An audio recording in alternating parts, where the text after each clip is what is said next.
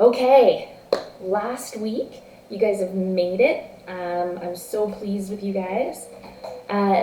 This week we're going to take it easy. We're going to just talk about a few light things.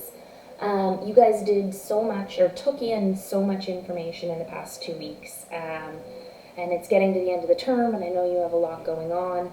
I would have even liked to have had those weeks earlier, but like I said, in talks with the administration, everyone agreed that those building methods needed to be moved up to the front because it was kind of your first look at basic building construction.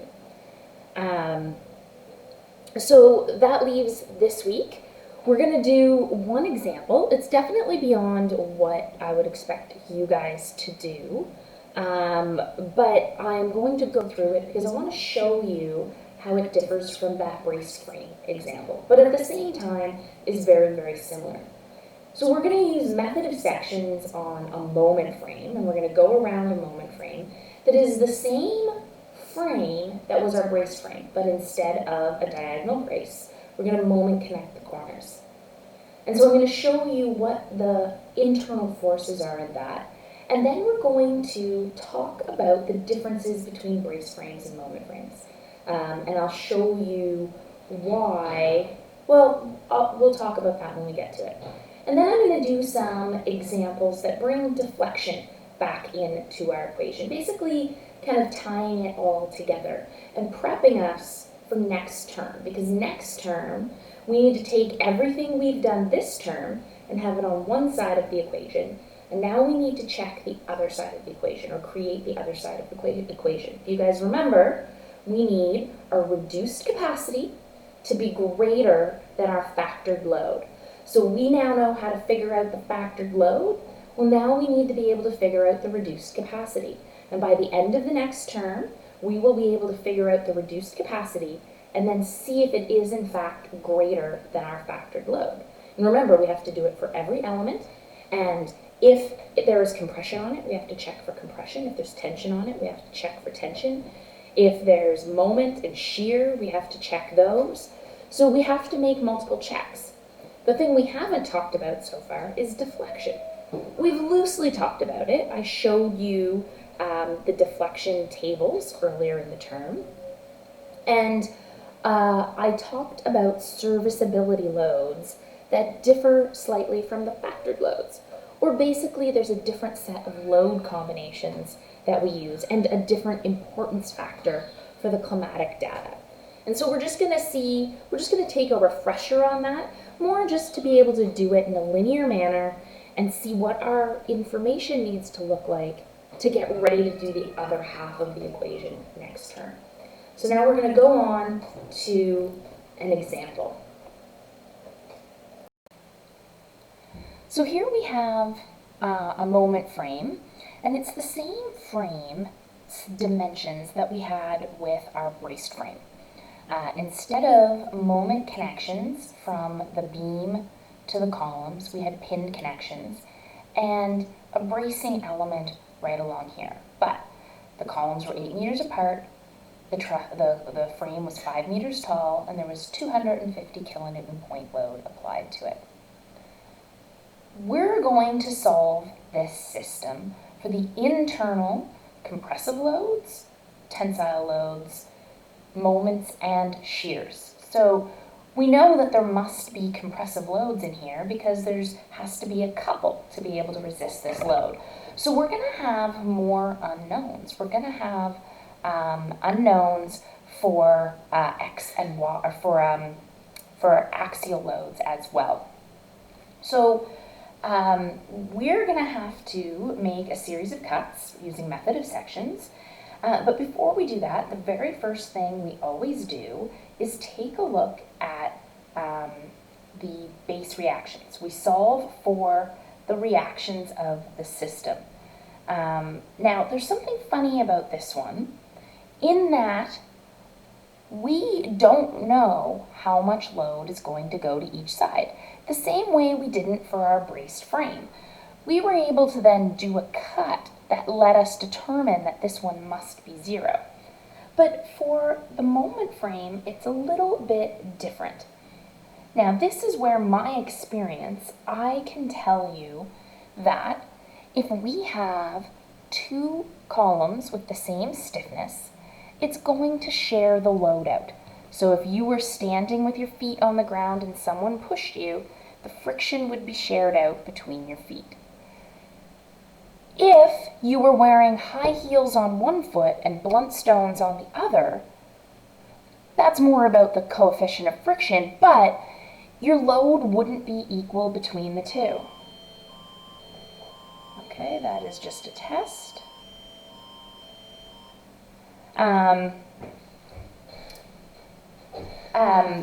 So we are going to make an assumption here that the load is going to be shared out equally in the x direction between these two, so that x1 and x2 will equal each other.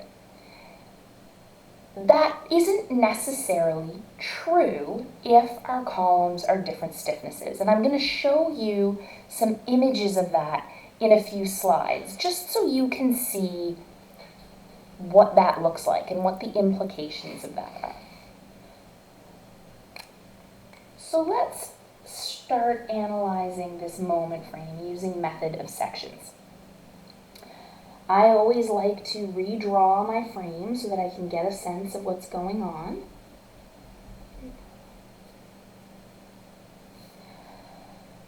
I'm going to label this. I'm going to call this member A and this member B and this member C, just so I can keep track of things. I know that I have an applied load of 250 kilonewtons right here.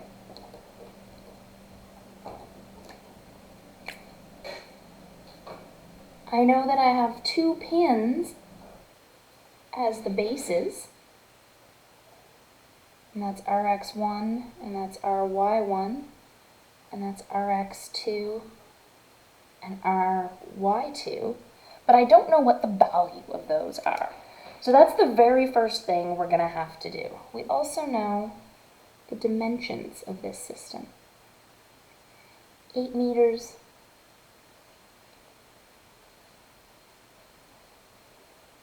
and 5 meters.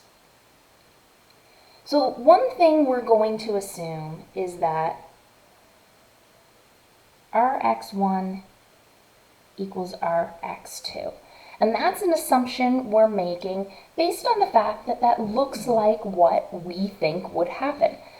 I've told you that it might not be the case in other situations, but I can tell you that we're doing a system that will be true. And you'll see why sometimes it might not be true later on.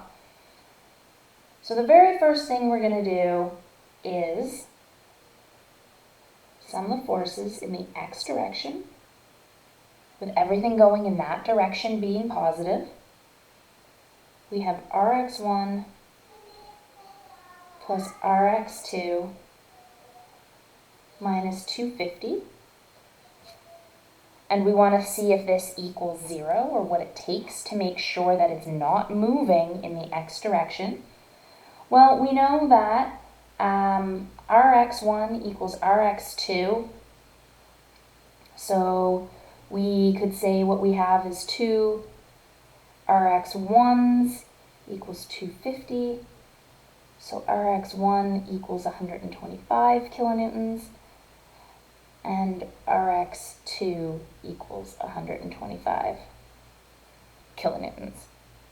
So we have our first bit of information here. Now let's sum the moments about the z-axis, where everything's spinning in that direction is positive. And let's spin it about node 1. I should probably label these nodes 1, 2, 3, 4. So I'm going to label that 1, 2, 3, 4. We're going to spin it about node 1. We're going to imagine that that's the spot we're trying to spin it about. And we want to know if this system is in equilibrium, or what it would take to make sure it is in fact in equilibrium.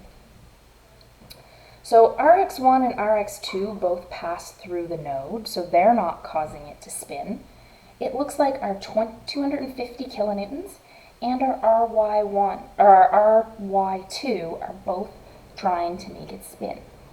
So we have 250 kilonewtons. If we imagined that it was spinning like that, curl our fingers in the direction it's trying to spin. My thumb is coming out of the page. So positive 250. The closest it ever comes is 5 meters away. To be a moment, we need a force and an eccentricity. And then we have Ry2 trying to make it spin in the same direction, so plus. Ry2 causing it to spin in that direction times 8 meters. We can solve for Ry2. We have minus 250 times 5 divided by 8. Ry2 equals minus 156.25 kilonewtons. So that means that what I drew for my arrow is wrong. I drew something supporting it. It looks like Ry2 is actually trying to hold this frame down. That makes sense. You can imagine if this was a box, it's trying to lift up at that corner, and we need something to actually hold it down. So we have basically a tie-down reaction needed of 156.25. Now we can sum our forces in the y direction, with upwards being positive. We have Ry1 plus Ry2. There's nothing else. Ry2 is minus 156.25. So Ry1 equals positive 156.25 kilonewtons. So now we have the reactions that must keep this system in equilibrium. To make sure that this thing doesn't fly up and down, slide back and forth, or spin, if it has a point load of 250 kilonewtons on it, these are the reactions that we need. So the next thing we're going to do is start doing our partial free body diagrams. We want to know what the internal loads on this system is. I am going to do a partial free body diagram along member A.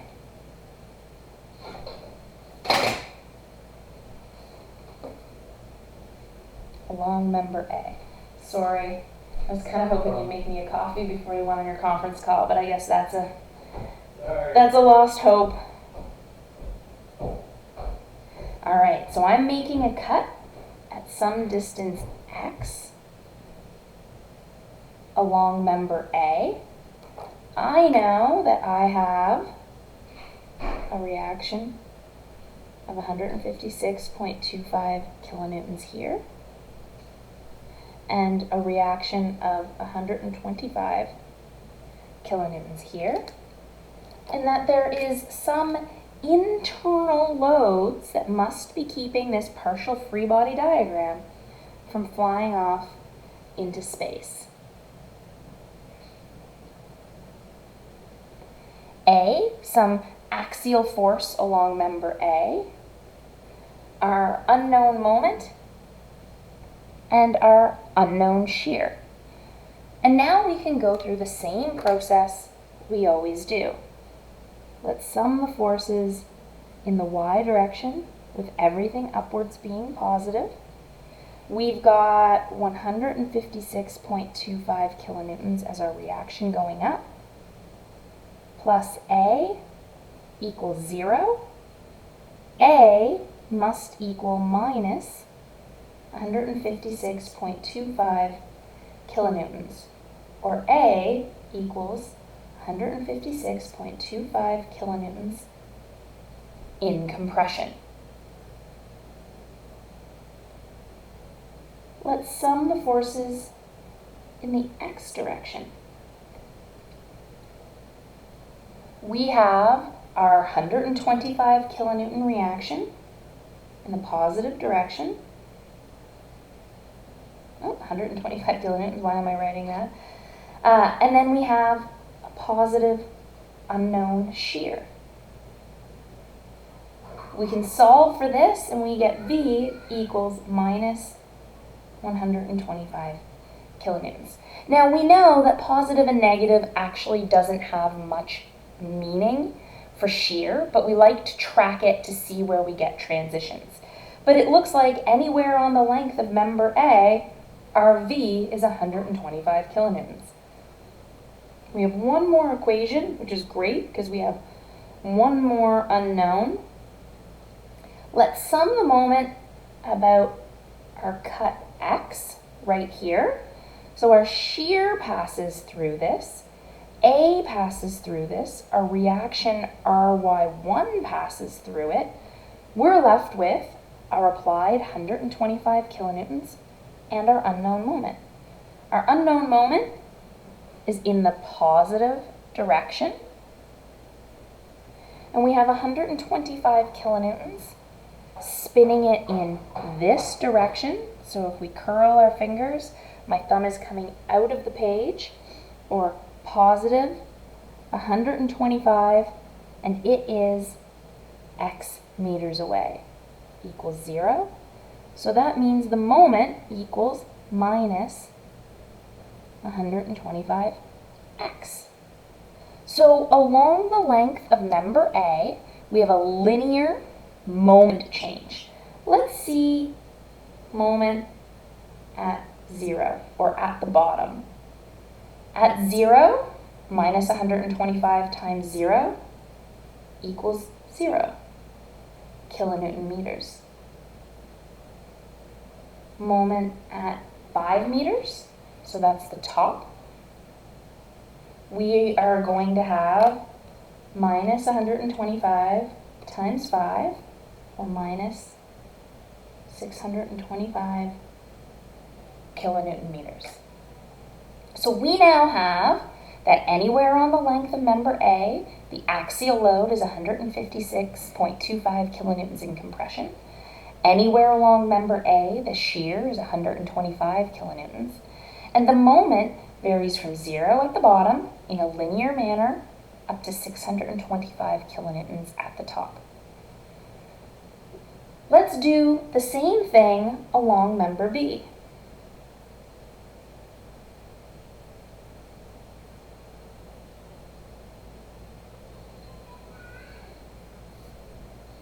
So let's draw this somewhere along member B. This is some distance x. We know that this distance is 5 meters. We know that there are reactions here of 156.25 kilonewtons and 125 kilonewtons, and that there are unknown internal forces keeping this thing from sliding up and down, sliding back and forth, or spinning. I'm going to draw it in tension because I always like to draw things in tension. V and M. So I have an unknown internal axial force, an unknown shear force, and an unknown moment. Let's go through the same boring procedure we always do. It's boring, but it's a beautiful procedure, isn't it? It's really kind of a glorious thing. Doesn't it feel like you know a different language when you see things like this written? It always makes me so happy. We have our upward force of 156.25 kilonewtons upwards, and we have our V acting downwards, or V equals 156.25 kilonewtons. Let's sum the forces in the x direction, with everything going in that direction being positive. We have our 125 kilonewtons down here. Why do I keep writing units in my equations today? That's kooky. 125 kilonewtons going that way, and our unknown internal force B. B equals minus 125 kilonewtons. But because this is our axial load, we know that a negative means I drew it wrong. I drew it in tension, so that means B equals 125 kilonewtons in compression.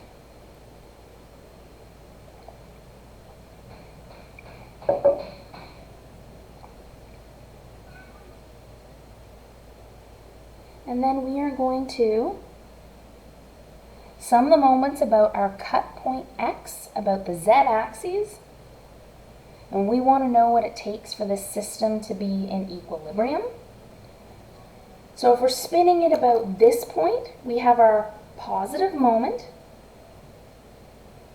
V passes through it, and B passes through it, but we now have these two elements that are causing it to try to spin. Our 156 kilonewtons is trying to spin it in that direction, or the negative direction, minus 156.25 times our distance x. And then we have 125 kilonewtons trying to spin it in the positive direction, so plus 125, and 125, the closest it ever comes is 5 meters away.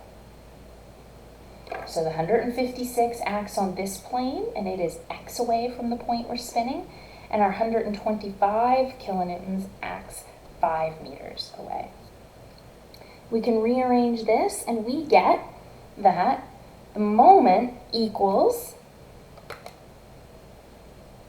156.25x minus 125 times 5, 625 kilonewton meters. Let's look at a few points. It's linear. Let's look at a few points along it. Let's look at M at x equals 0, M at x equals 4, and let's do M at x equals 8, because our x value varies anywhere from 0 to 8. Back here on this one, you could have picked more spots than that. That would have been fine. We could have picked 0.25, or we could have picked at 2.5 meters. That would have been no problem. So at x equals 0, let's see what this equals. We have 156.25 times 0. Oh, that equals 0. We have minus 625 kilonewton meters. Let's see what it equals at x equals 4. So 156.25 times 4 minus 625. Looks like our moment equals 0. And at x equals 8, 156.25 times 8 minus 625, we get 625 kilonewton meters. So it looks like we vary from 625 all the way up to 625, crossing at 0 at the midpoint. We have another member that we need to look at.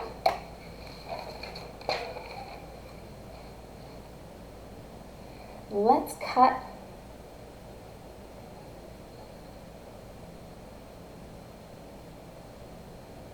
along member C.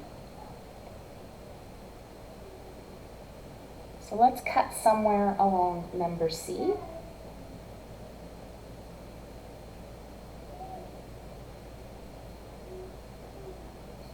So this is going to be our distance x.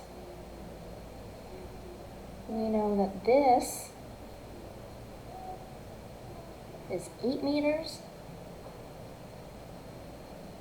and we know that that is 5 meters. We established our reactions of 156.25 kilonewtons and 125 kilonewtons. And we also know that there is an applied load here of 250 kilonewtons. This is our point X, and there must be internal forces stopping this thing from moving. I'm going to draw it in tension because I don't know what the internal force is, and when I don't know, I always draw it in tension. I am going to draw an unknown shear and an unknown moment. These three internal forces must be acting on this to stop it from moving in space. We could determine that it's zero and that we don't need it, but we can calculate that. Let's just take a look here. Let's just see what we would call, this dimension here. If that's 5 and that's X, this would be 5 minus X, just so we have it that it's complete. We didn't need it, we know we could figure it out at any point, but I just find it handy to write it right there. Let's sum our forces in the Y direction, where everything upwards is positive. We have our positive 156.25 kilonewtons acting upwards, and our unknown C acting downwards. C equals 156.25 kilonewtons. It's positive, so that means whatever direction I drew my arrow in was correct, and I assumed that it was in tension. Let's sum the forces in the X direction with everything going in that direction being positive. We have 125 kilonewtons going that way, so it's positive, minus 250 kilonewtons going that way, minus my unknown shear. I can rearrange this, and I get V equals minus 125 kilonewtons. I still have one equation left. Let's sum the moments in the positive direction about the z-axis, and I'm going to pick node X. So I'm picking that node right there. Shear passes through it, and my internal force C passes through it. We have our moment, our unknown moment in the positive direction, so M. Our 250, well, let's start over here. 156 is trying to spin it in that direction, or our negative direction, so minus 156.25 times 8 meters. We have our 250 kilonewtons trying to spin it in that direction, or the positive direction. And it is X distance away. And then we have our 125 kilonewtons that's trying to spin it in this direction, or the positive direction. So plus 125 times the distance away it is, which is 5 minus X. So M minus 156.25 times 8, so minus 1250 plus 250x plus 125 times 5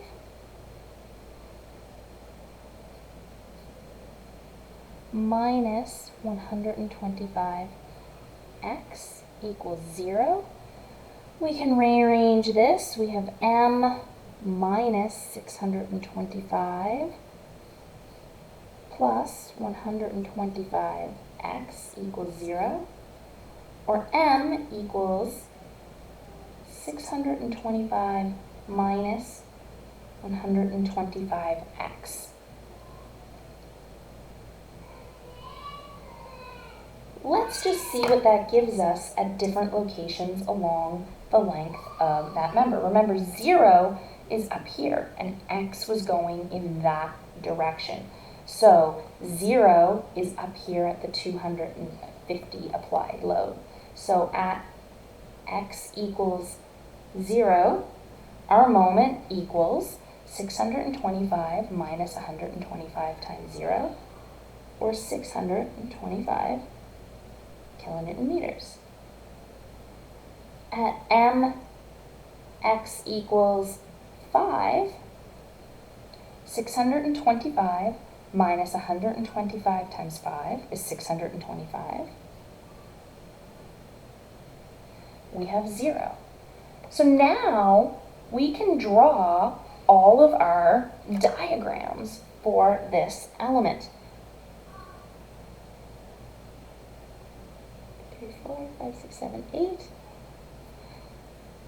1, 2, 3, 4. 3, 4, 5, 6, 7, 8.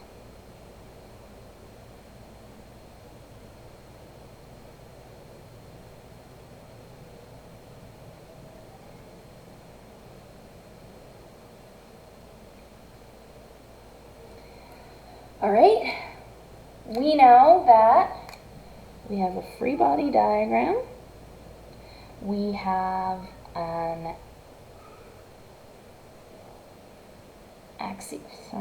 axial diagram, and this is going to be in kilonewtons. We have a shear diagram, and this is going to be in kilonewtons. And we have a moment diagram, and this is going to be in kilonewton meters.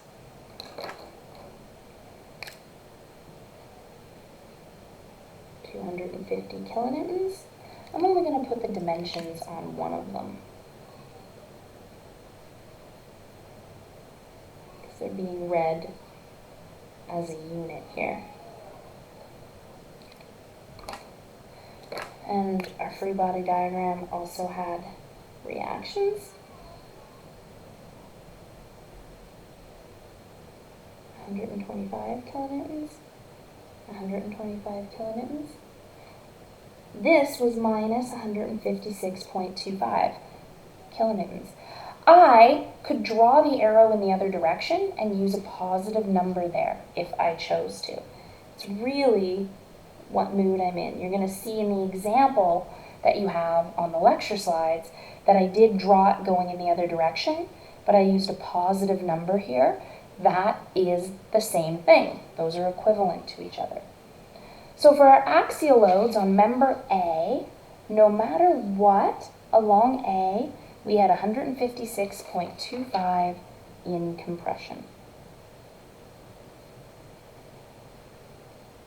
So that was 156.25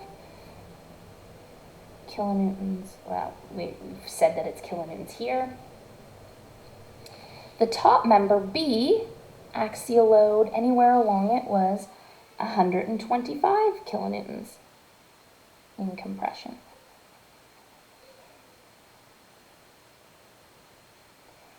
And then this member, no matter where we were along it, it was 156.25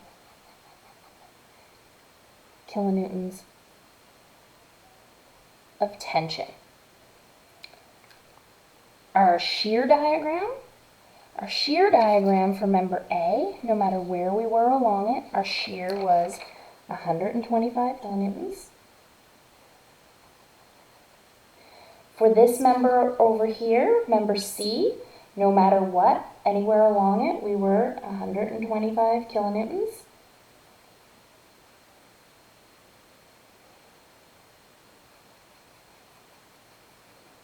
And our top member was 156.25 kilonewtons.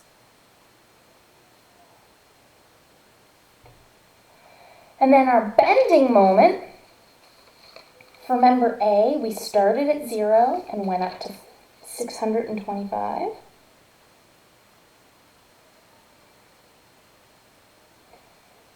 For this member, we went up to 625. At the halfway point, it was 0, and then we went to 625. So 625, 625, and then look at this. Here, we had 625, which makes sense. We need to be able to have those two moments be equal to each other.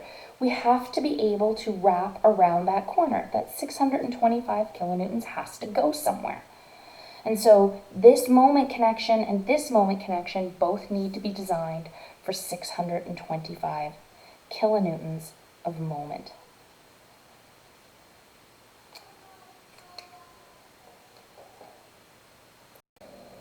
Okay, so we looked at our moment frame example, and moment frames look pretty great. You know, we've got, we have to connect for moments at the corners. So if it gets rid of our diagonal element here, why wouldn't we just do moment frames everywhere? Well, I've told you that moment connections are more difficult. Not so much in the shop. In fact, moment connections can be pretty easy for them to create in the shop. They'll weld it up, no big deal. The problem is the forces can be very, very large, and so engineering it becomes difficult. And if it's a big element, how do you get it and install it if what makes it cheap is welding it in the shop? So often, if we have discrete pieces, we need to be able to assemble it in the field. And in the field, we hate welding. We do whatever we can to avoid welding in the field because it's very expensive and it's difficult. We like bolted connections in the field. So moment connections already, from what I'm telling you, are not the first solution. But there's more why we don't just jump right to moment connections. So we had this moment frame and this brace frame that we looked at in the two different lectures. So here's the brace frame, and we manually did this with method of sections. We had our 250 kilonewton point load. I believe this was 8 meters wide and 5 meters high. And we did the same thing with our moment frame. And we saw the different information at the base. We saw the reactions, how they differed. We saw what the internal forces in everything was. And we saw, what we didn't see is how much it moved. So let's take a look at what the implications are of this exact same system, exact same load, but one being a brace frame and one being a moment frame. These little dots here, that is the way a lot of softwares indicate that you have a pinned connection. So this is saying that this is a pinned roller or pinned connection, as is this. So there's no moment connection between this and this. If you wonder why this doesn't have it, software is kind of funny. If you pin two things in together, the software can't solve the problem. So one thing has to be fixed, even though it's not really fixed because it's not connected to anything fixed. So this is a pinned joint, this is a pinned joint, this is a pinned joint, and this is a pinned joint. As this tries to tip over, it engages this in tension.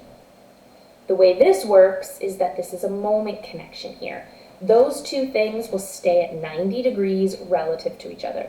So there will always be a 90-degree connection at those points right there. So if we model it, and we've done this, we've manually gone through and done this, we knew that we weren't able to solve for the values right away easily. We had our x values that we weren't quite sure, but then once we started doing our partial free body diagrams, we saw that this one had to be 0 and this one had to be 250, taking the entirety of the load. With our moment frame, we knew that we weren't quite sure what the answer was. Sorry? We weren't quite sure what our answer was going to be. So we made an assumption. We looked at this and said, well, we think it's probably fair to say that half of the load will go to each side. And so we made that as a basic assumption. Let's just go back and take a look at that. So we said that they would have to be equal to each other. Oops, sorry, going too far. And I said that it was an indeterminate system. And so we have to make an assumption as we go through it. The way software will do it is do it and check it and run through the process multiple times. And I said that it is true that it would share it out between the loads as long as the columns were the same. Force follows the path of resistance. It's not what you're used to hearing, follow the path of least resistance. It is actually stiffness that attracts load. So if these are both the same, they both want to move the same. If these were different, they would have different stiffnesses, and then this reaction base would not be true. But we don't know what it would be. We'd have to go through the process multiple times to find out what that answer is. So indeterminate systems are a little bit harder. We've gone through it enough, or we have, that we're pretty good at knowing where to start with these calculations. So like I said, these columns were the same, so I knew that the stiffness was the same, which meant that we could make a basic assumption that the load would be shared out equally between the two. So this is what we calculated by hand, and this is what we calculated by hand. We saw these axial force diagrams, and we did this by hand, and we looked at our shear diagram. We did this by hand. There was no shear in this system, and there was all kinds of shear in this system, and there was no moment in this system, but there was moment, with the peak moments being right here at these connection points, 625 and 625. Here is what the member sizes would look like if we sized it to work. Now, you guys don't know how to do that yet, but if I made sure that there were members here, that the reduced capacity was greater than the factored load, this is what the members look like. So you can see nice, delicate, small members here, big, chunky members. And if our goal is always to find the cheapest solution that meets our constraints, well, then the lightest system is going to be the cheapest system. So this is the cheaper system. But we don't know what all of our constraints are. Maybe they need a door right here. So that this is the cheapest system within our constraints. But you wouldn't start here. If there was no door here, you would definitely go with this system. So this is what works for strength. Great. We can see that this is just over twice the cost. So we're paying a real premium. We also have bigger members. That could be a problem if we had ducts passing through here. So there's other considerations that now we have to think about. But deformation, I told you earlier in the term that we have deflection criteria for heights of buildings too. If we have windows in here, we need to make sure that doesn't move so much or rack so much that we break the window or have the window pop out of its shoe. If we look at how much these things move, now this is scaled up, this isn't true movement. The true deflections are written right here. The brace frame moves 8.3 millimeters, and the moment frame moves 56.3 millimeters. So that was using the members that worked for strength. I told you that deflection criteria for wind for these buildings is H over 500. Well, we have 5 meters tall, so that gives us a deflection criteria of 10 millimeters. If we need to make the deflection limits work, and we can see that this did not work, it's more than 5 times the deflection we're allowed, the brace frame just works. When we sized the brace frame for strength, our deflection criteria worked, but our moment frame for strength didn't work. Now, I went through and reanalyzed this to see what it takes to make it work for stiffness as well as strength. Wow, our members got a whole lot bigger, and now we're more than 5 times the cost. So for these same 2 equivalent frames, our moment frame to work for strength and stiffness, think that might be my check. When you work for yourself with your own company, your paychecks come very randomly and sometimes months late. So you can see here that this is 5 times the weight. And if it's 5 times the weight, it's 5 times the cost. That's not even taking into the fact that this is really hard to connect. We have to moment connect it. Is it? Are you kidding? Well, no groceries today.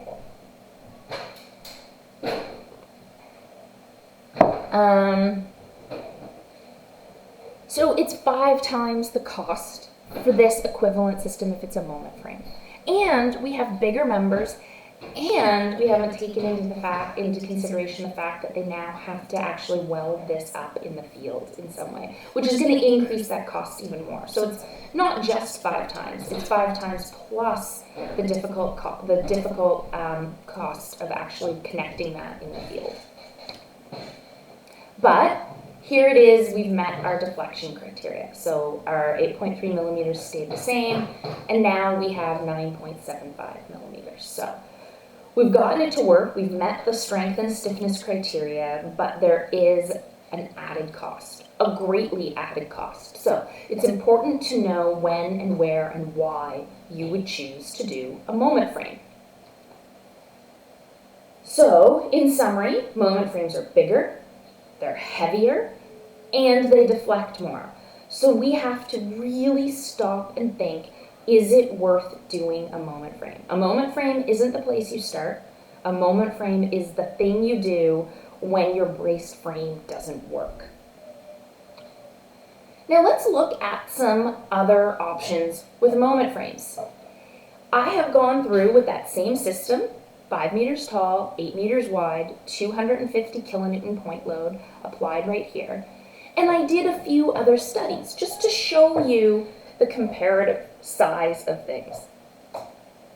So this is the one we had not originally done, but the one that worked for deflection. And for all of these, I am making strength and deflection work. So I've gone through and used my analysis software and just repeated this with a bunch of different criteria. Now, it's probably hard to see, but you see we've got a pin there, or a triangle, representing a pin. And I know when we draw moment connections in plan, we do a solid triangle, so it's slightly misleading. But you can see that this looks like it's supported on teeter-totters, but 2 teeter-totters, so we have a stable system. Here, I've moment connected it. So we will have moment come down into the bottom here. We can reduce our tonnage by about half. So we have smaller members and we have less tonnage. The problem here is that now we have moment connections here and here, but also here and here. And that has to moment connect to something. We can't just say, great, let's make it a moment connection. We need to make whatever it's moment connected to work. So if it's concrete, we have to actually physically connect it to the concrete, and then we have to design that piece of concrete to work for the moment. In this system, no moment got transferred here, so whatever it was here only had to deal with that downward or upward force. Here, we still have to deal with downward and upward forces, but also now we have to deal with a moment. So as much as the tonnage is half, we have added costs in this element below grade. So the point here isn't to say, do your moment frames this way. It's to say that once you've accepted that you have to have the more expensive solution by using a moment frame, how are different ways you can make the moment frame work? And in different situations, different solutions are going to be the correct answer. Another thing we can do is keep the pin here, and instead of moment connecting to the concrete foundation, we can put a steel beam across and moment connect these columns to that steel beam instead. So maybe this is below grade, maybe there's another floor here. So we've got smaller members, but look, our tonnage doesn't go down that much. It goes down a little bit, but not that much. And now we have to deal with this beam. maybe it's not a problem. If you can do embedded steel, and you have a heated building and this can go under the slab on grade, maybe this is the way to deal with it. So there are different solutions depending on what you're doing. What does it look like with different column stiffnesses? So these are our ones where we have both columns the same, and here I made the columns different. I put a limit on how wide this column could be. Maybe this column is in a wall. And so we have different stiffnesses now. Remember before, the way I solved this indeterminate system was by knowing that these two had an equivalent stiffness, meaning I was able to make an assumption about what happened at the base. Well, here I can't do that. It's an indeterminate system, so the analysis has to be run several times to converge on a solution. And you can see here, this is the one that we did manually, and look, instead of 125 and 125, we have 165.4 and 64.6. Our up and down reactions have stayed the same, but the amount of shear has changed. Look, more of the trying to tip over went to this column because it's stiffer. The stiffer column attracted more load. Let's take a look at the diagrams for that. Here's the axial force diagram. The column axial force diagram stayed the same, but look, more axial force transferred across the top of this frame. Before, the 125 kilonewtons that needed to get over here transferred across the top. In this system, the 165 that needs to get over to here as our shear at the base, or a reaction at the base, had to transfer across. Our shear diagrams, well, this now has shear going all the way down it. And our moment frames are skewed. We have 930 almost kilonewton meters up here and way less over here. So we have to think about what that moment connection means. So that was mostly just to show you implications of different moment frames. I'm going to talk now a little bit about allowable deflections again, and I know we did this earlier in the term, but I just want it to be a refresher because it's going to come up and be much more important next term. This term, mostly I gave you limits on how much things could move, and then I showed you that we needed to track our loads, but we didn't know how to make those loads we tracked compare with our allowable deflections. And we're going to learn what that looks like or how that comparison happens. Unfortunately, not until close to the end of next term, or about the midway point of next term. So it's knowledge that we're going to have to still keep tracking and hold on to until we figure out how to deal with it. So if you guys remember, deflection or serviceability is about comfort of the people in the building, preservation of finishes. It can be about stability and drainage as well, and interface with building elements. For our gravity loads, this was a summary of serviceability limits. For live or snow on a roof with finishes susceptible to damage, for wood, it's L over 240. For steel, it's L over 360. For concrete, it's L over 480, so it's quite high. That doesn't seem right. Do you use a roof with L over 240? For like wood or... For wood? For wood or steel? Sometimes. No, not for dead and live, but for live or snow on its own. Yes, we could. No, I wouldn't typically. No. I know, so I'm trying to figure out where that came from. I'm gonna go back and double check that. That might be something they have in there. Deflection, live, or snow over 240. Sometimes I'm go with this. You'll see how it updates in the slides.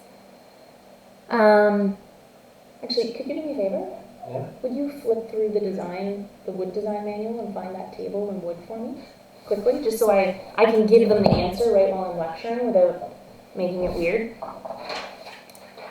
Thank you. It's in the very beginning parts of the, so we have this table, and we looked at that earlier in the term, and I've uploaded it.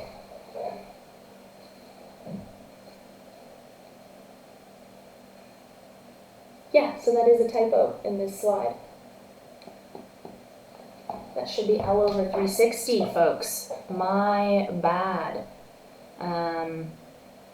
Let's just see what I gave you in the deflection downloads.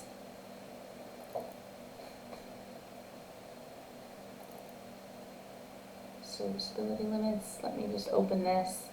You can see me, I can't see. Yeah. Live in snow on roof with finishes susceptible to damage.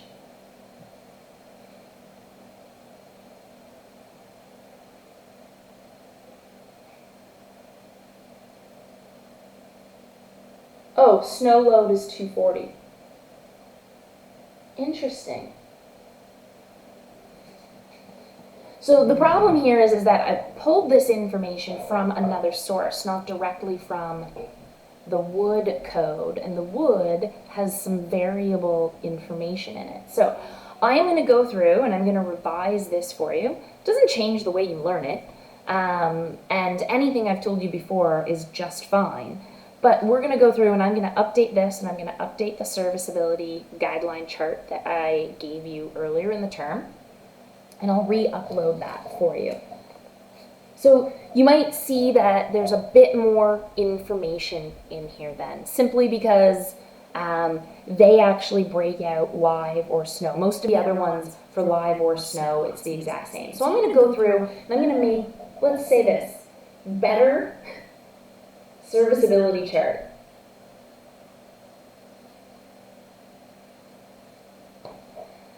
But again, serviceability is suggestions. Strong suggestions, but suggestions.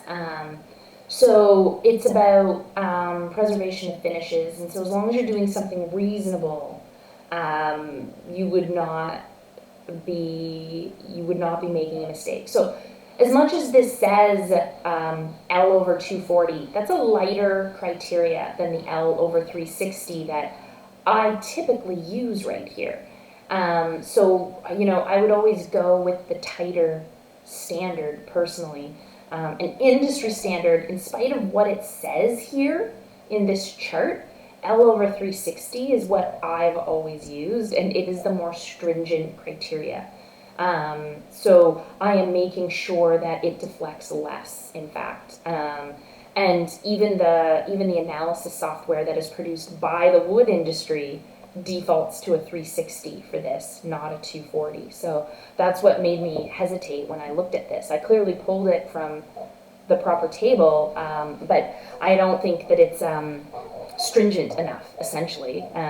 If you did L over 240 and you got cracking in your drywall of your ceiling, they would sue you, and you would say, oh, well, I did this, but a bunch of other engineers would say, yeah, but no one else does that. Everyone else does L over 360. You should probably do something more stiff next time. And then you would have to pay them a bunch of money. So I will update this with an asterisk saying, in spite of this, here's what I suggest you do. So it'll be interesting to see what I did in the calculations here. So we're going to go through and we're going to do an example now, kind of going through the whole process. I'm not going to do method of sections, but I'm going to talk it through. I might on the fly decide to do one as method of sections if I'm feeling crazy. But we're going to look at this roof plan. It's weird. Slide 24. We are going to take a look at this roof plan and second floor. So similar roof plan above. Here's the load on it. Provide free body diagram, factored reactions, shear, moment, VF, MF, allowable deflections for these elements. So 2J01, and we used this when we looked at sizing guidelines earlier in the term. 2J01, 2B01, so we have 3 of those are the same. L2B02, which is this and this, they're the same. And L2B06, which is right here. I might revise this a little bit. We'll go through, you guys will be following along with the calculations in just a minute. Yeah, I'm gonna stop this to switch to downward mode now anyway. And I might improve on this slide just a little bit. I feel like we could make this just a little bit better to give you a bit more information out of this. Okay, so for you guys, mere seconds have taken place. But I wanted to show you that I went back and scoured all the data and all the different codes and combined it with the overall arching building code, the National Building Code of Canada, to compile a better list. Because and then there's also some things that are industry standard that are inferred. There was one that Dave and I were both surprised about, and it was the one that grabbed my attention when I was talking to you earlier, and then there was another one.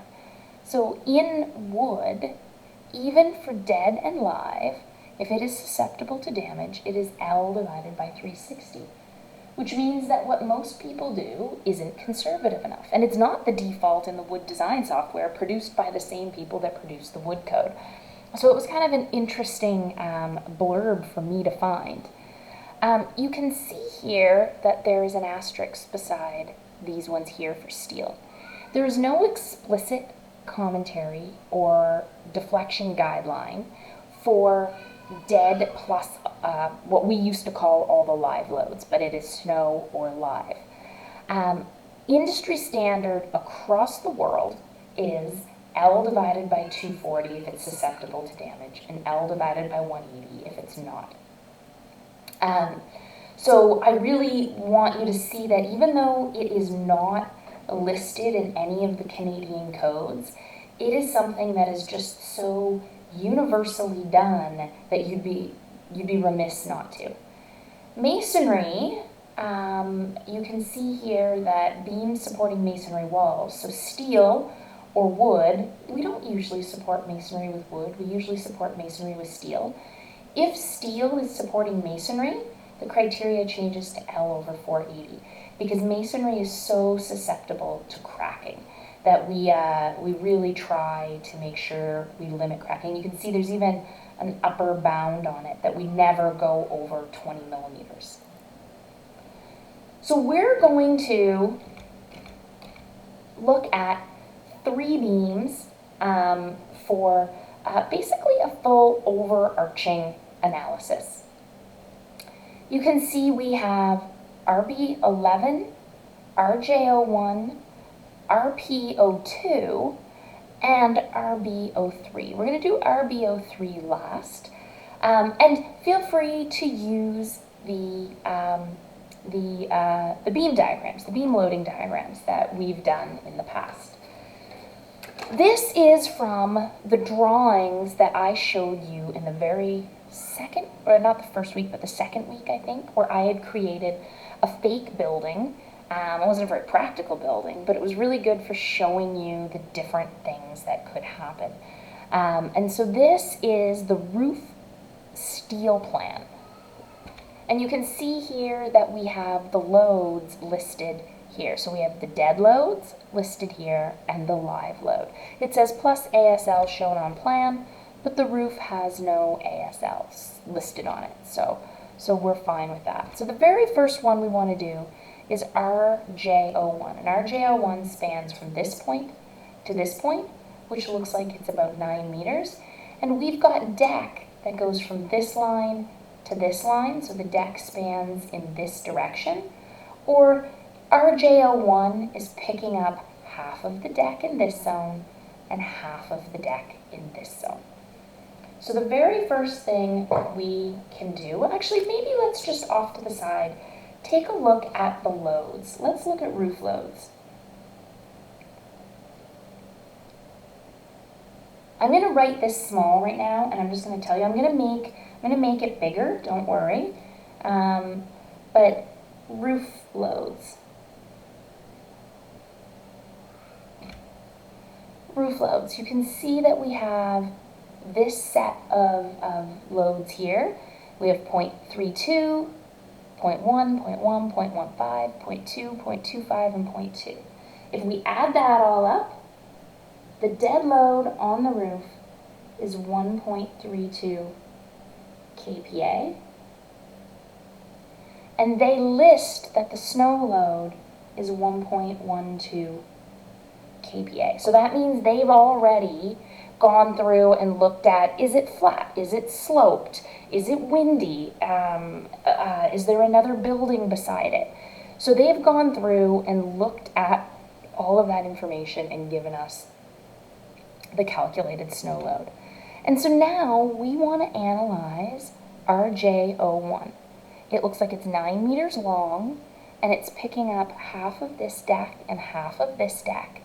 And this whole bay is 9 meters, and there are 1, 2, 3, 4, 5 gaps, or 5 spans, or 5 equal bays within this overarching bay. So let's take a look at, I'm going to make this bigger now.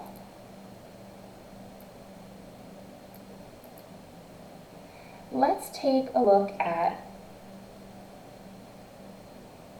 RJ01. RJ01 is 9 meters long, and it had a UDL on it coming from the deck, or a uniformly distributed load that's being added to it from the deck. Let's call this WF. And we know that there's R1 and R2, and this would be a simply supported beam, and that would be Rx, but it would be equal to 0. We know that the dead load is 1.32 and the snow load is 1.25. Our tributary width, which is how we calculate this line load, is our 9 meters divided by 5 bays, which was 1.2 or 1.8, and we actually had half on one side. So I'm trying to figure out the best way to write this to make this clear. So the spacing between our various joists was 9 divided by 5, or 1.8 meters. So our tributary width is 1.8 divided by 2 plus 1.8 divided by 2, or 1.8 meters. So the tributary width on our beam is 1.8 meters, or 0.9 meters on each side of it, and that's how much deck it's picking up.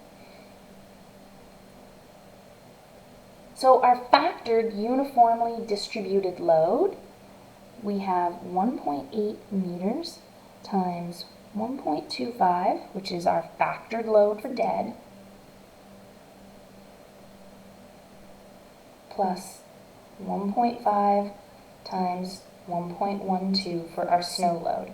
So these are our factors, and those are our loads.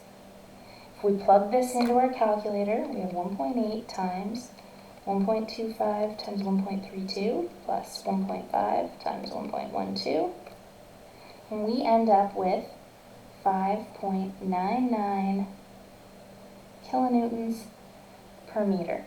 So everywhere along the length of this beam, every single meter of the length of this beam is supporting 5.99 kilonewtons.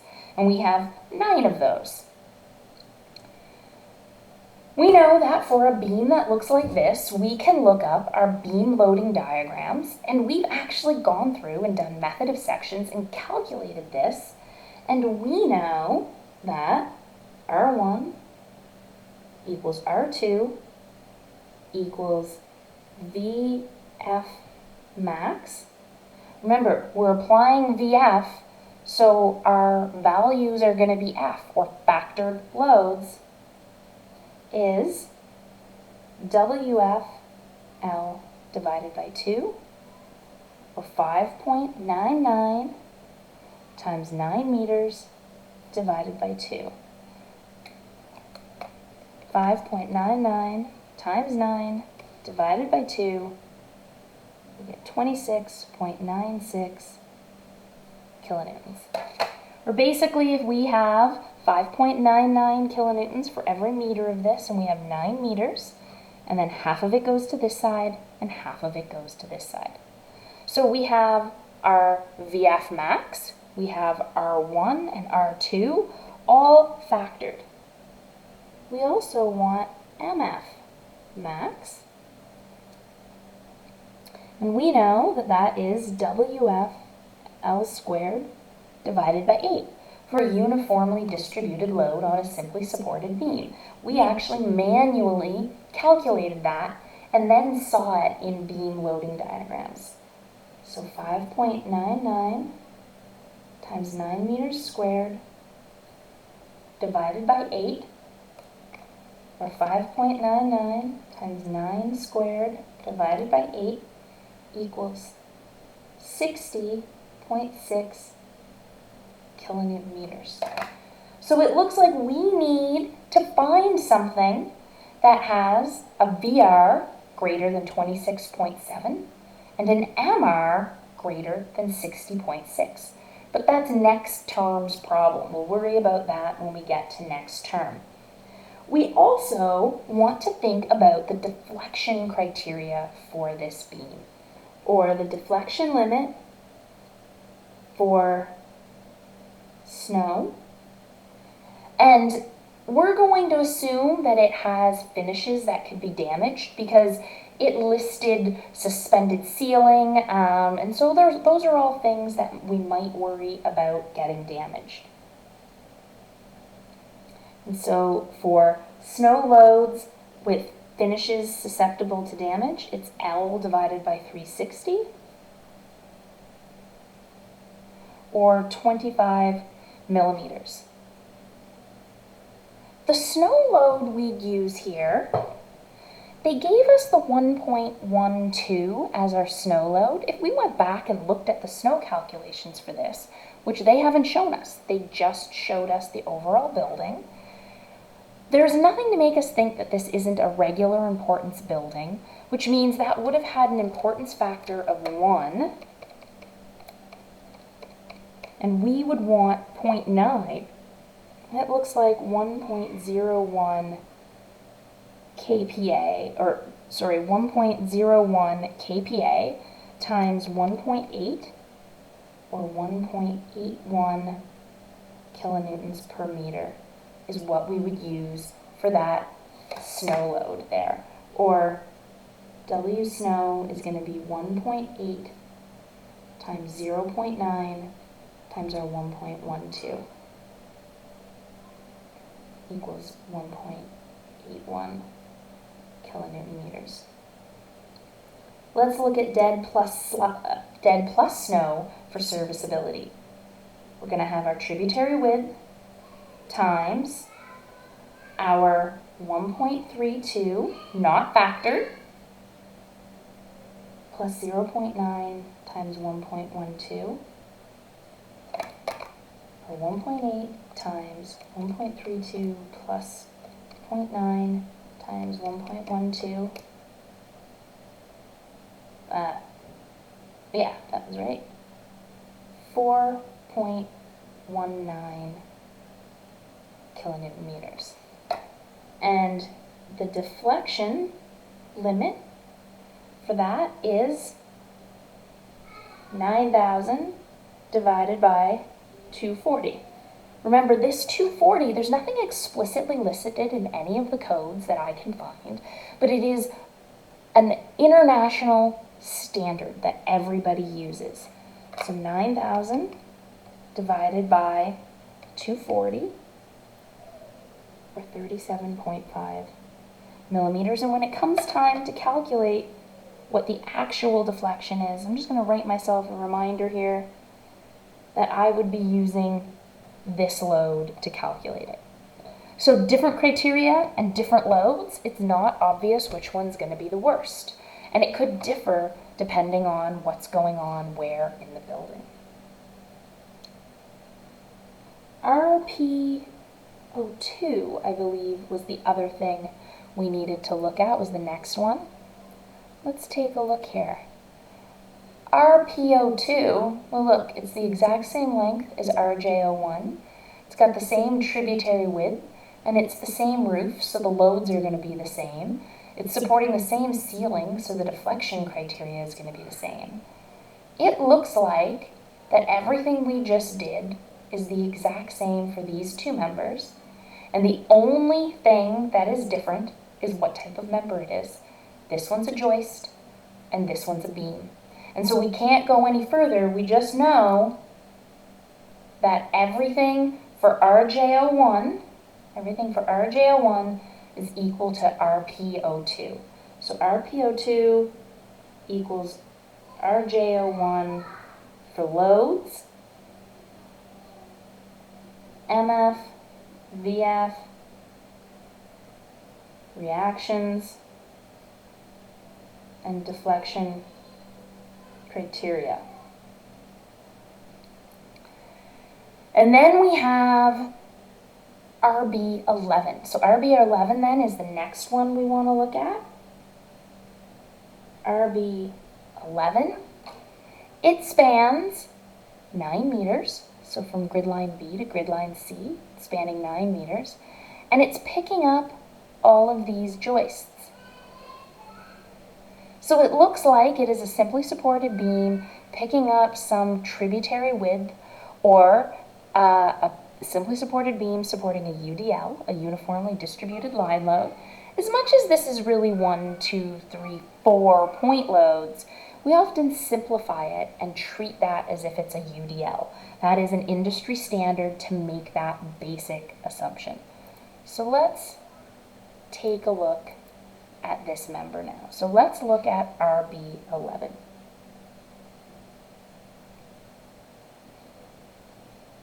It is 9 meters long.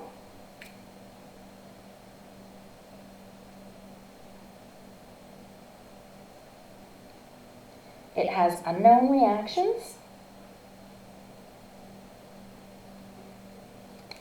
And it has a factored uniformly distributed line load on it that we can calculate. The tributary width equals 9 meters divided by 2 plus 9 meters divided by 2, or 9 meters. The factored load then is the 9 meters times 1.25 times 1.32 plus 1.5 times 1.12 equals 9 times 1.25 times 1.32 plus 1.5 times 1.12, or 29.97 kilonewtons per meter. And let's just, because we know we will need it, figure out what our line loads are for dead snow and just snow. So that's going to be our 9 meters times 0.9 times 1.12. So that's the importance factor. 9 times 0.9 times 1.12, or 9.07 kilonewtons per meter. And this is 9 times 1.32 plus 0.9 times 1.12. 9 times 1.3, oh, I've got to put some brackets in there.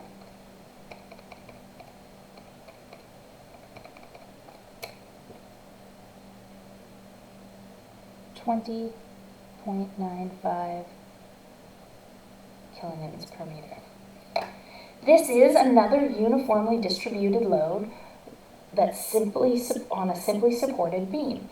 So we know that R1 equals R2 equals VF max equals WFL divided by 2, or 29.97 times 9 divided by 2 equals 29.97 times 9 divided by 2 equals 134.9 kilonewtons.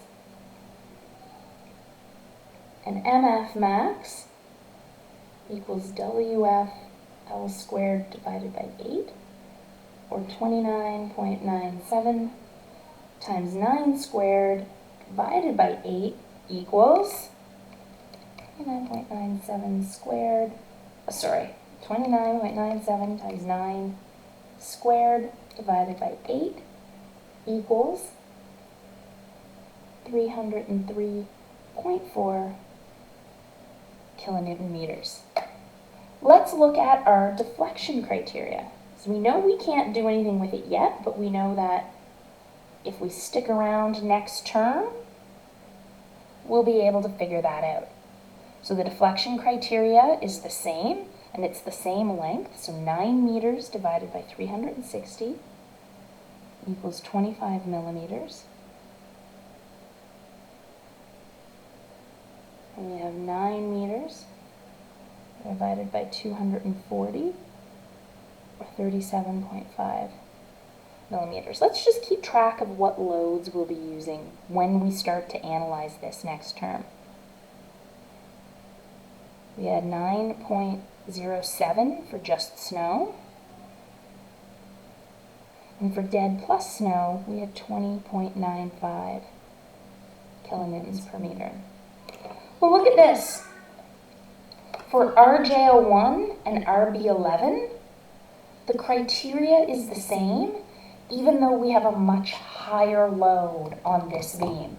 So it's going to be harder to achieve that criteria, which means we're going to need a bigger section. We also have a bigger moment on this one, and a bigger shear. So we can tell that this one must be a stronger member, or we need a stronger member to resist those loads.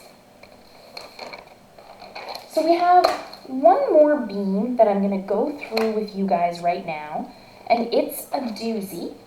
We're going to go through it carefully. Oh, nuts. I'm out of paper here. Hold on a second. I'm not going to go far. I'm just going to go walk over here and grab more paper.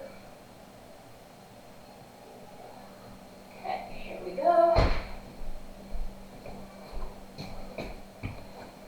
This is very flimsy paper and it goes very fast. I feel like I am just flying through paper. Okay, so this one, we want to analyze RB11. So we're going to look at RB11. Let's take a look at RB11 here. RB11 has a support here and a support here, but it cantilevers out. It's picking up deck in a similar way to RJ01 and RPO2. So in that respect, it looks like it's got 1.8 meters of tributary width with the live loads we talked about.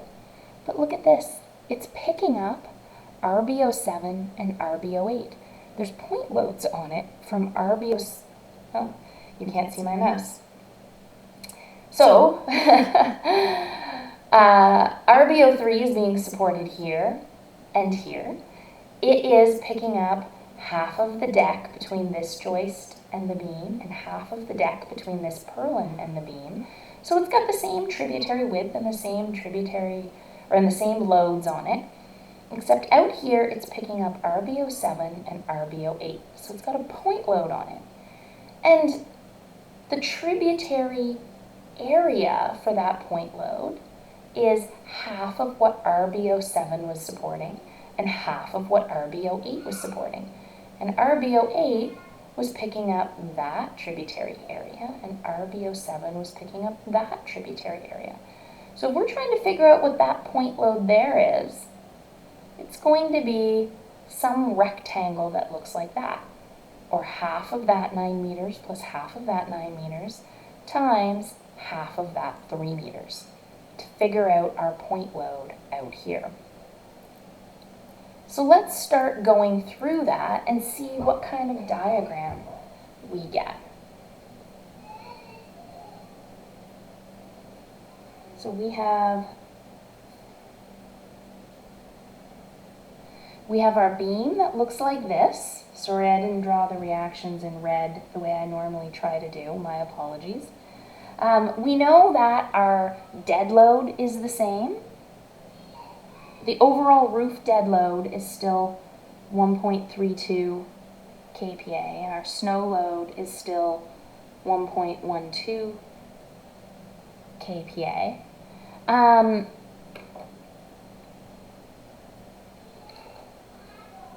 We know that we have a uniformly distributed load here, WF. We don't know what it is. And we know that we have a point load here, PF, and that PF is from RBO7 and RBO8. Now, the question here is, should we already be factoring these? Well, it looks like on the roof we only have dead and snow. So we're going to go ahead and keep doing things the same way we have. We're going to use the factored loads for this, just to kind of keep going and making our life easy. We're going to talk about another member on the second floor in a few minutes. So I'm going to do it in a slightly different order here, but we're still going to get to our factored loads that we apply to this. So don't worry about that too much. Let's figure out what our uniformly or our factored ultimate dead live case is. I know this is a uniformly distributed load on a beam. This is talking about the factored loads, or 1.25 times 1.32 plus 1.5 times 1.12. So we have 1.25 times 1.32 plus 1.5 times 1.12, or 3.33 kPa, or our factored roof load. We did that embedded in the step of calculating the factored line load last time. Well, now we want to figure out what's going on with WF. Well, WF, tributary width of WF, is still 1.8 meters, the same as the other one. So WF is 1.8 meters times 3.33 kPa, or 5.99 kilonewtons per meter. So that's the same thing we calculated for our RJO1. I've just done it in a slightly different order, but it's the exact same thing. And then for PF, our tributary area equals 9 meters divided by 2 plus 9 meters divided by 2 times 3 meters divided by 2. So that was half of RBO7 and half of RBO8. So 9 divided by 2 plus 9 divided by 2 equals 9 times 3 divided by 2, or 13.5 meters squared. So PF equals 13.5 meters squared times 3.33 kPa, or PF equals 13.5 times 3.33, or 44.96 kilonewtons. So now we need to figure out what the reactions for this are. We have a beam loading diagram for a UDL on a beam with a cantilever. I'm not sure if we have one for a point load or not, but I think it's in there. But we don't have one with it combined.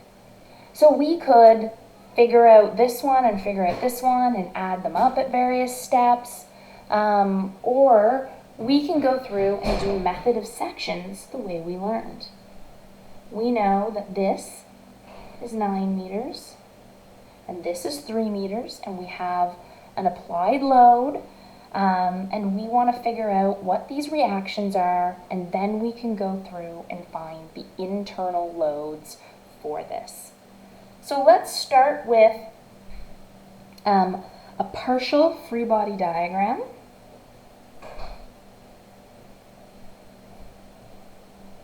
No, let's start with the full free body diagram, but use the analogous point load.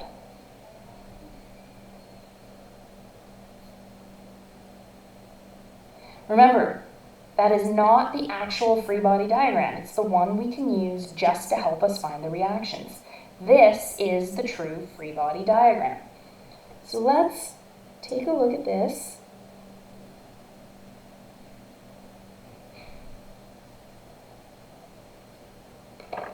Sorry, I'm not drawing my reactions in red. And we know that this is 44.96 kilonewtons, and we want to represent that line load as an analogous point load right here in the middle of the length of that. So we forget what the beam is doing, just look at that load that's being applied, and we want to apply it in the middle of that load. And this was 5.99 kilonewtons every meter, and we have 12 full meters of this beam. And so that's how much that's going to be, or 5.99 times 12 meters, or 71.88 kilonewtons.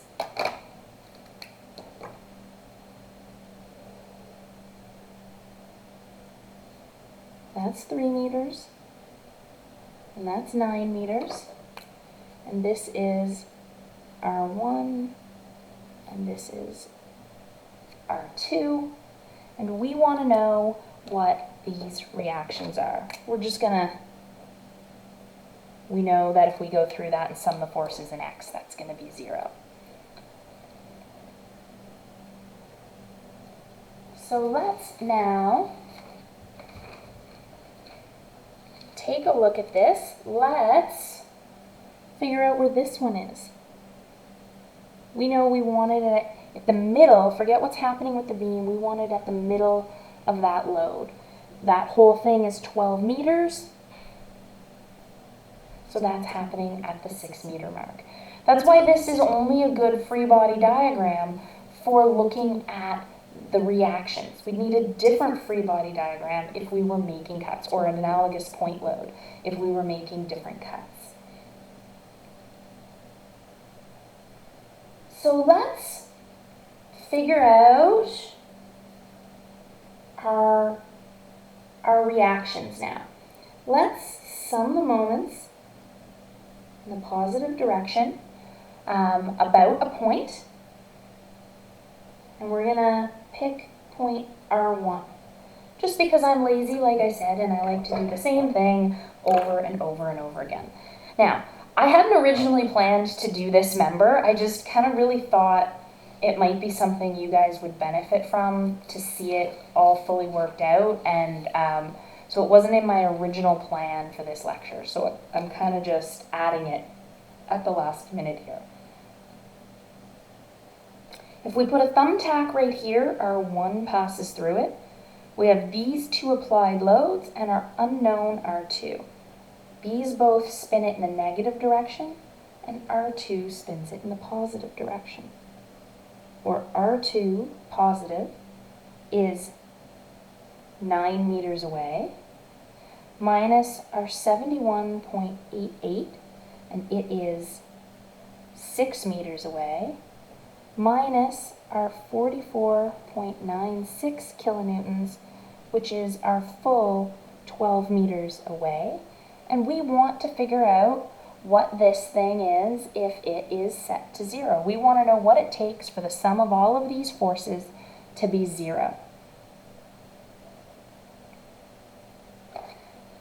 So both of these would come over to the other side and be positive. So we have 71.88 times 6 plus 44.96 times 12. And we've got to divide by 9. R2 equals 107.87 kilonewtons. So we have our force here for R2. It's positive, so the direction I drew my arrow is correct. Let's sum our forces in the y direction, with upwards being positive. We've got R1, we've got our 71.88, and we've got our 44.96, which are both acting downwards, and we've got our R2 of 107.87 that we've already calculated. And we want to know what it takes for this to be in equilibrium.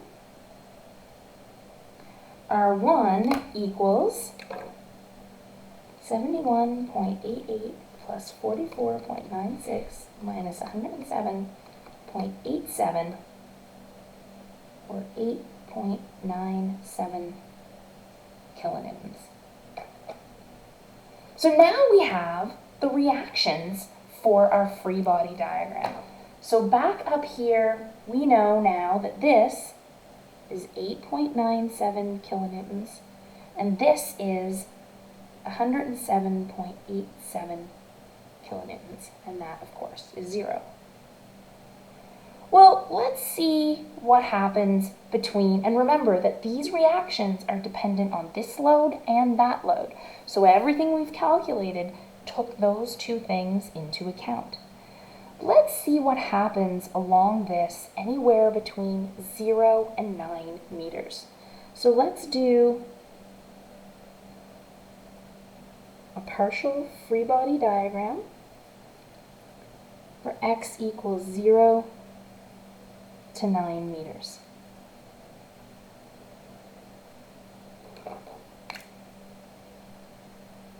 We know that we have a reaction here of 8.97 kilonewtons. That equals 0. But we have not, oh, we do have something else acting on this. We have a uniformly distributed line load, or a UDL, and we want the analogous point load for it. We want to know that analogous point load. This, we're cutting at some length x. So this is length x. We know that this load was 5.99 kilonewtons per meter, and we're x meters long. So P here is 5.99 x, and it is occurring halfway along x. And then there must be something that stops this from sliding up and down, or sliding back and forth, or spinning in space. So there must be an internal shear or an internal moment, and they could be 0, we don't know, but we need to assume that those are there and see what it takes for this thing not to be moving in space. So we can sum our forces in the y direction, with upwards being positive. We have 8.97 upwards minus v minus 5.99x. So our 8.97 is going up, our 5.99x is going down, and our v is going down. So v equals 8.97 minus 5.99x kilonewtons. So anywhere between 0 and 9, our shear equals 8.97 minus 5.99x.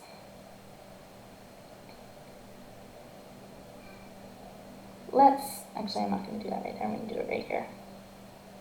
Let's sum our moments in positive direction about the z-axes, and let's pick where we've cut. Let's pick that point right there, and we want to know what it takes for this system to be equal to 0.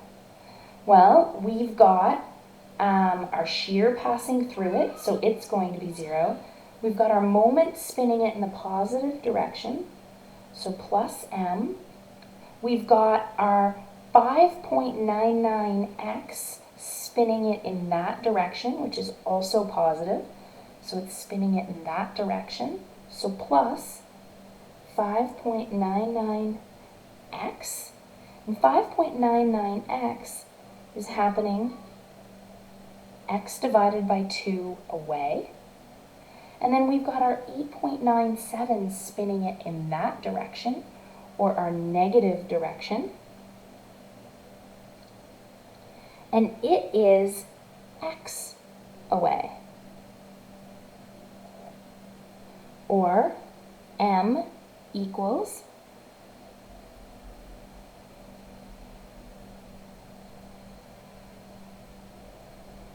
8.97x minus 3.0 x squared. X squared, 5.99 divided by 2. We've got m equals 8.97x minus 3x squared, anywhere along its length. So now let's do a cut between 9 meters and 12 meters. So let's do a cut now. So let's do another partial free body diagram, and this one's going to be for x equals 9 to 12 meters, so anywhere along that length.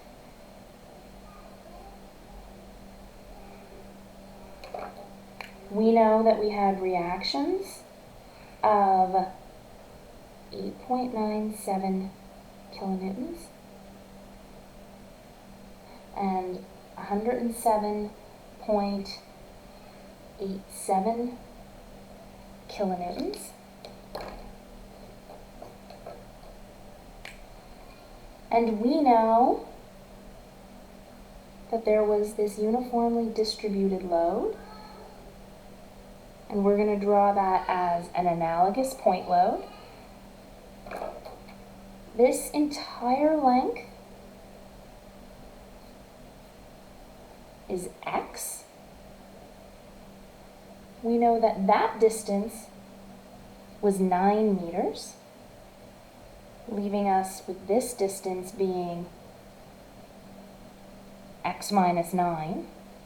And we know that this load here is our 5.99 kilonewtons per meter times however long this is, or 5.99x. And this is occurring x divided by 2 away, or also x divided by 2.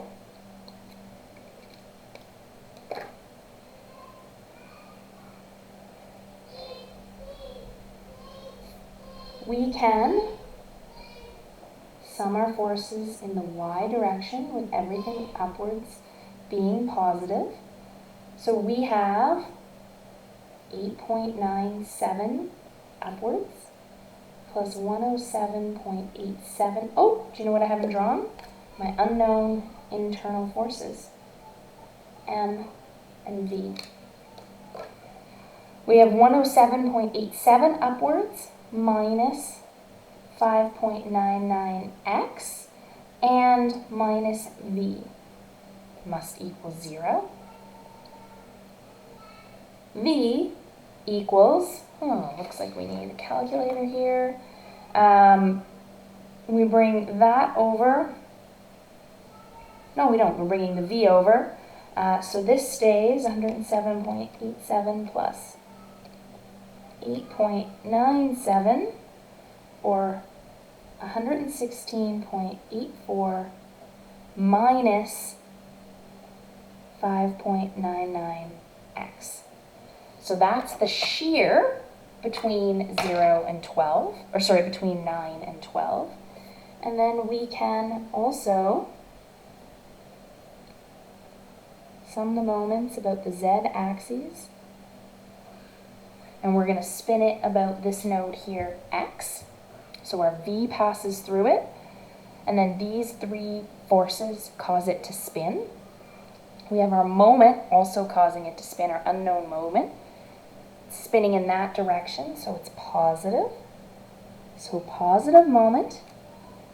We have our 8.97 spinning it in that direction, or minus 8.97 times x away. We have our 5.99 spinning it in the positive direction, or 5.99x, and it is at distance x divided by 2 away. And then we've got our 107.87 spinning it in that direction, or negative 107.87, and its distance away is x minus 9. And we want to know what it takes for this to be equal to 0.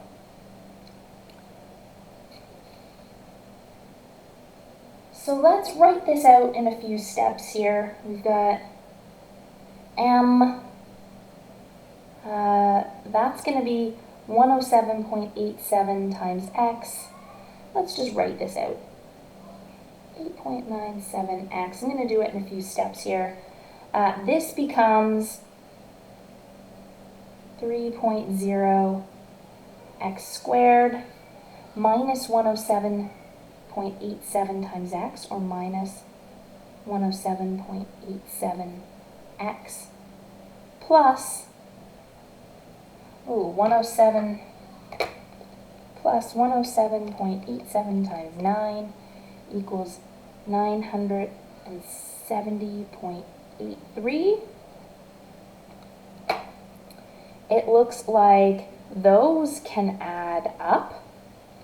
And let's bring everything over to the other side. So we have m equals 8.97 plus 107.87x, or 116.84x, minus 3.0x squared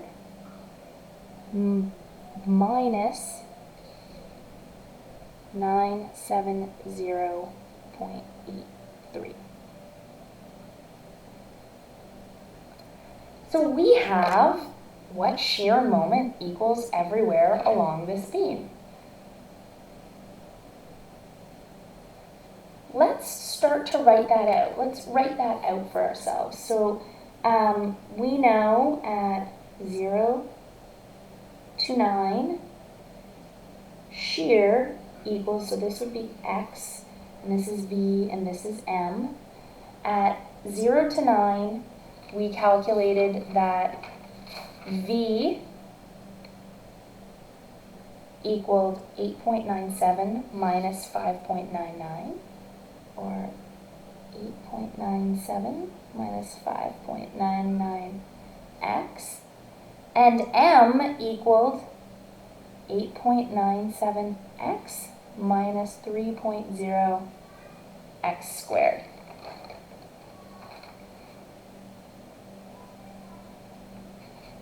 And then between 9 to 12, our shear, we calculated right here, was 116.84 minus 5.99x. And our moment, we calculated right here, is 116.84x minus 3.0x squared minus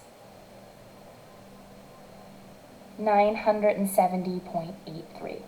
So let's plug that into a few spots. Let's see what we get. I'm going to go 0. I'm going to pick 1 point. I'm going to pick 1 here. I know some key spots, or I'm anticipating what the deal is here. 9, I'm going to do 9 for this one and this one. And I'm going to do 10.5, and I'm going to do 12. So 0, we'd be using these top equations. If we plug 0 into V, this goes away, and we end up with 8.97. So this is in kilonewtons, and this is in kilonewton meters.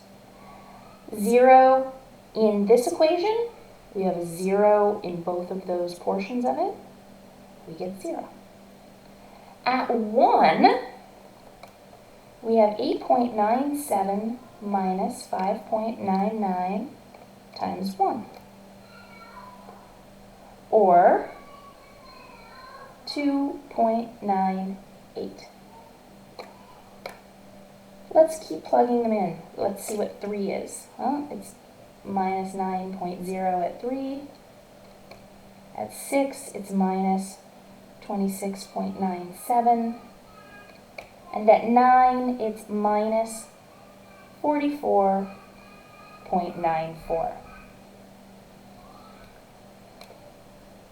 Here we have, we're plugging in 1 into our moment here, or 8.97 times 1 minus 3 times 1 squared, or 5.97.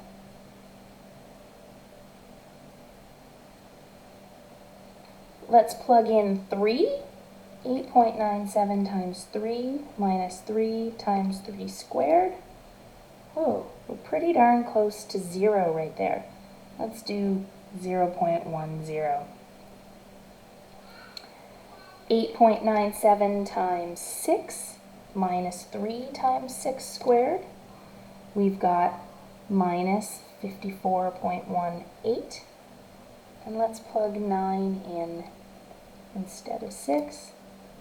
We've got minus 162.27. Let's look at the bottom equations now. We want to look at what's happening in these equations. So 116.84 minus 5.99 times 9, 62.93. Let's plug in 10.5. We have 53.95. And let's plug in 12. We have 44.96. Let's look at our moment. We have 116.84 times 9 minus 3 times 9 squared minus 970.83. We have minus 162.27. Perfect. We don't have a weird discontinuous jump between our moment. Let's plug in 10.5. So 116.84 times 10.5 minus 3 times 10.5 squared minus 970.83, or minus 74.76. We have one last one to look at. Plugging in 12.0 in that same equation, we get, I'm going to plug that in again, 116.84 times 12 minus 3 times 12 squared minus 970.83. And we have minus 0.75.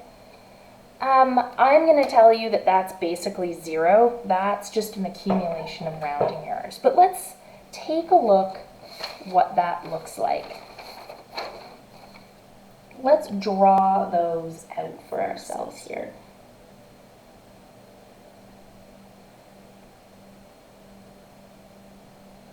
So here's a support, and here's a support. And then let's draw our moment diagram here, where this is a support and this is a support. So for shear, it looks like we started at a very low shear, and we went down. We came all the way down to minus 44.95 and jumped up to 62.93, ended up over here at 44.94, or essentially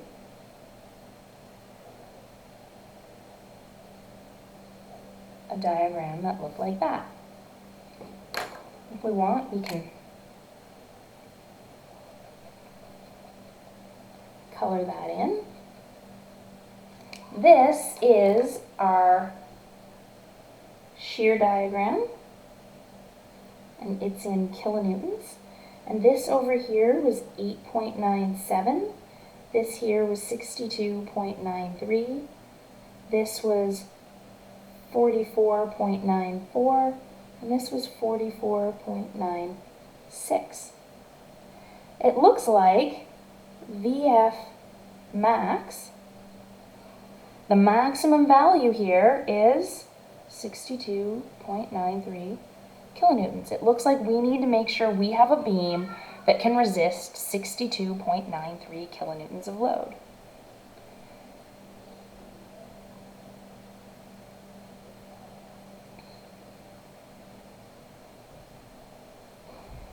We go up just the tiniest little bit at 1, and then we come down all the way to minus 162, and we come up more or less to 0.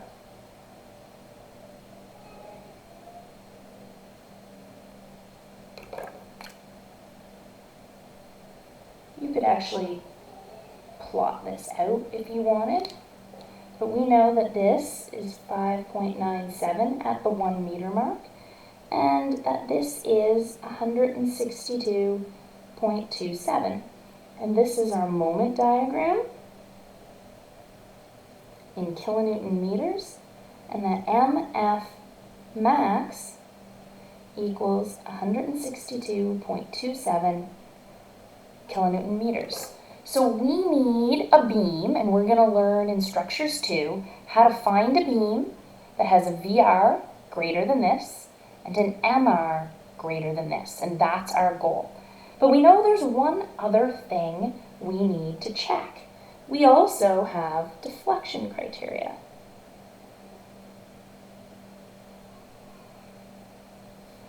We have our snow, and we have our delta for snow and our delta for dead plus snow that we need to worry about.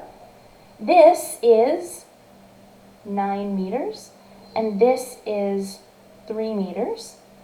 So this deflection criteria is going to be 9 meters divided by 360, or 25 millimeters. This is going to be 9 meters divided by 240, or 37.5, which was the same we saw for the other ones. And then over here, because this is a cantilever, it's 3,000 divided by 180, or 16.7 millimeters, or 3,000 divided by 120, or 25 millimeters of allowable deflection. So these we would actually have to check against the applied loads for serviceability conditions. So we'd have our serviceability snow and our serviceability for our W for our line load and our serviceability point load. So we'd have to go through and calculate those as well. And then this we will need to track and keep, because next term we will learn how to figure out the actual deflection, or how stiff this thing is. So that was the example I wanted to show you that is a bit beyond what I had expected to show you, but I thought, you know what, having more knowledge is never a bad thing, and if I show you the biggest, hardest thing I can imagine, you'll be totally fine. I'm going to add these pictures in here. I want to talk about what is going on at 2B13. So look at 2B13 here. It's supported here, and it's supported here, and it's got a column above here. That column above is supporting our roof. It's got part of the roof that has, it was just supporting our roof. So there is snow load and dead load coming down from the roof. This is picking up the dead load and live load on this floor, and the dead load and snow load from this portion of the roof. So it isn't clear what load case is going to govern each thing. So we have to track these things and do this process for the dead loads individually, the live loads individually, and the snow loads individually, because they're not all happening at the same spot consistently, because maybe the live load being greater than snow load in the load combinations makes a worst case moment, but we don't know until we take a look at these diagrams. So we need to do these diagrams. It wouldn't look like this. It would be a simply supported beam with two different UDLs and a point load coming down on it. But we would need to do it for dead, snow, and live, and then look at the maximum locations of shear and moment, and then we'd be able to figure out what factored combination to use. Is it the dead or the snow as the main one and the alternate one as the companion load? So it's not even as simple as factoring our loads at the beginning. We often have to track all of these steps with the loads broken out individually and then factor them when we see what the worst case moment is, or when we see what the moment is here for all three individual load cases, because the loading diagram will look very different for those three things. So the big takeaways here: moment frames are a last resort, they're expensive, and deflection will often govern the design. And for studying, you should know how to calculate the maximum allowable deflections of our objects. You guys, I'm gonna switch this around because I'm just realizing it's the last time I'm gonna see you guys, so bear with me. I'm gonna take this and prop it up awkwardly and get rid of that bright light because holy smokes, and bring this down like this, and then I have the ceiling light on for you guys. So this wraps up our course. This is the last lecture. You guys have been phenomenal. I know it can't be easy trying to do all this, not in school and not communicating easily with your peers. I have great sympathy for what you guys are trying to go through. You've been patient with me while I figured out all the different weird technical aspects we had to solve for this. Your exam, I will be providing an appendix that will come soon. I also provide kind of a practice test thing with some nonsense questions, just so you can fiddle with your internet and make sure you have everything working the way you want. What happens if in the middle of it your internet goes out and you try to log back in? How does that affect it?